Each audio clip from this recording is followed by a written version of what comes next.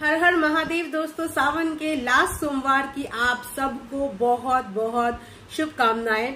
महादेव आप सबके घर में खुशहाली रखे, स्वास्थ्य निरोग आप सबको रखे। इसी के साथ आज का रिएक्शन वीडियो करते हैं शुरू। तो जैसे कि आप सबने कल स्नैपी गर्ल का वीडियो देखा होगा, यानी कि सपना का वीडियो देखा होगा, और हर बार की तरह एक बार फिर सपना अपने हेटर्स को मुंह तोड़ जवाब देती हुई नजर आई।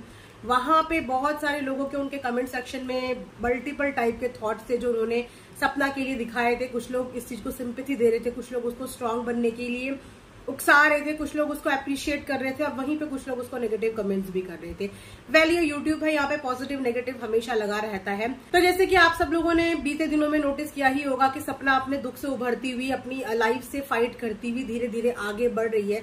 धीरे धीरे उनके व्लॉग पोस्ट हो रहे हैं। हालांकि वो चार्म अभी, वो स्पार्क अभी व्लॉगिंग में नहीं दिख रहा है, पर उन्होंने शुरुआत की है, जो कि बहुत अच्छा है उनके लिए और उनके परिवार के लिए, क्योंकि हर दुख का कहीं ना कहीं एंड तो होता ही है। दुख उनकी जिंदगी से बिल्कुल खत्म तो नहीं हो सकता, लेकिन जिंदगी चलती का नाम गाड़ी है। जिंदगी हमेशा चलती रहती है, कभी अपने के लिए और कभी अपनों के लिए हमें हमेशा जिंदगी जीनी पड़ती है, चाहे वो जिंदगी कितनी भी दर्द और तकलीफों से क्यों ना भरी हुई हो।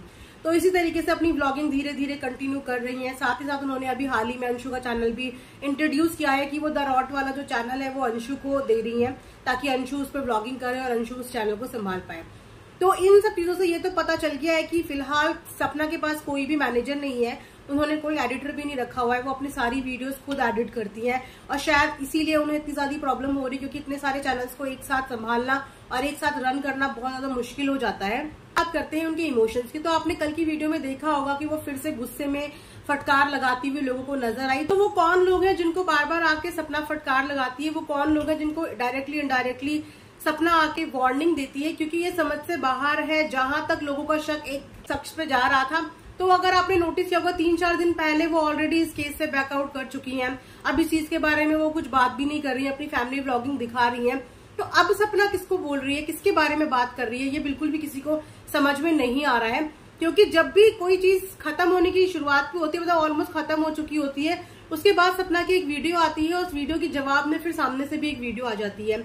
और सिंदूर की बात, मतलब सिंदूर, कौन अपना सिंदूर दिखा रहा है? मुझे नहीं लगता कि किसी भी औरत के अंदर इतनी ज्यादा बेगैरत होगी कि वो किसी ऐसी औरत को अपना सिंदूर दिखा दिखा के चिढ़ाए जिसकी मांग से सिंदूर उजड़ गया हो। मुझे नहीं लगता कि ऐसा कोई भी दुनिया में होगा, या किसी के अंदर इतनी हिम्मत भी होगी कि वो अपना सिंदूर ऐसे किसी को शो ऑफ करे, क्योंकि सिंदूर शो ऑफ करने की चीज नहीं है।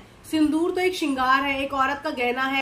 ऐसा हो रहा है कि क्या छोटी छोटी चीजें भी इस समय पे सपना को पिंच कर रही हैं? क्या किसी का सिंदूर भरना या सिंदूर की वीडियोस बनाना सपना को ऐसा लग रहा है कि उसके लिए वीडियोस बनाई जा रही है? तो अगर सपना इतना ज्यादा ओवर थिंकिंग कर रही है, तो मुझे लगता है कि सपना को इतना ज्यादा ओवर थिंकिंग नहीं करनी चाहिए, क्योंकि ये समय नहीं है किसी के बारे में बात करने का, ये समय नहीं है लोगों की एक्टिविटीज पर ध्यान देने का। क्योंकि मुझे लगता है कि जब से राजवी भैया की वीडियो पोस्ट हुई है, तब से ऑलमोस्ट सबके मुंह बंद हो चुके हैं।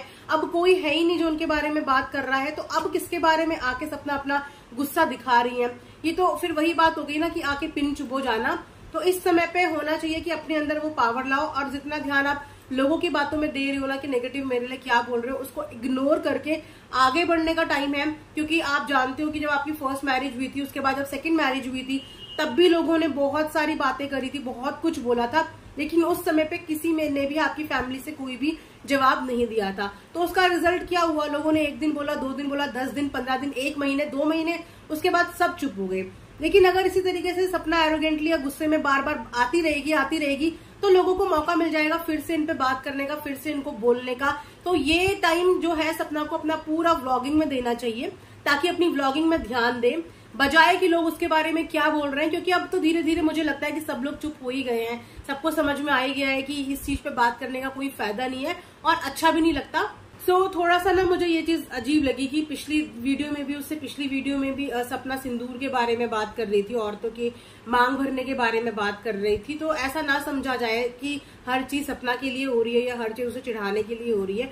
ऐसा मुझे नहीं लगता कि कोई भी औरत इस लेवल तक गिर जाएगी। वो तो बात सिर्फ इतनी होती है कि एक्शन के बदले रिएक्शन आता है। तो अभी फिर से सपना ने एक रिएक्शन दिया है। अब इस रिएक्शन का कोई किस तरीके से क्या जवाब दे, ये कुछ नहीं कहा जा सकता। लेकिन जब माहौल बिल्कुल शांत है, सब लोग अपनी व्लॉगिंग कर रहे हैं, किसी का ध्यान अब सपना पे है भी नहीं, तो उस पे सपना की इस तरीके से वीडियो बना के आना, वापस से चिंगारी में आग लगाने वाला काम कर सकती है। नेगेटिव लोगों को अटेंशन देने की बजाय इस समय सपना के परिवार को उसकी बहुत ज्यादा जरूरत है, उसकी बच्चियों को बहुत ज्यादा जरूरत है। तो ये रिएक्शन मुझे नहीं लगता सपना को खेलना चाहिए, क्योंकि जब हम रिएक्शन देना शुरू करते हैं ना किसी चीज पे, तो धीरे धीरे हमारों को भी नेगेटिव बोलने वालों की संख्या कब बढ़ जाती है ये पता भी नहीं चलता। तो रिएक्शन ना खेलते हुए व्लॉगिंग पे ध्यान दिया जाए, फैमिली व्लॉगिंग, डेली व्लॉगिंग दिखाई जाए, क्योंकि सपना के व्यूअर्स जितनी भी ऑडियंस है वो उनकी डेली व्लॉगिंग ही देखना चाहती है कि किस तरीके से फैमिली ओवरकम कर रही है सिचुएशन से, किस तरीके की मम्मी पापा की कंडीशन है, किस तरीके से बच्चे रह रहे हैं, किस तरीके से इनके पेट रह रहे हैं।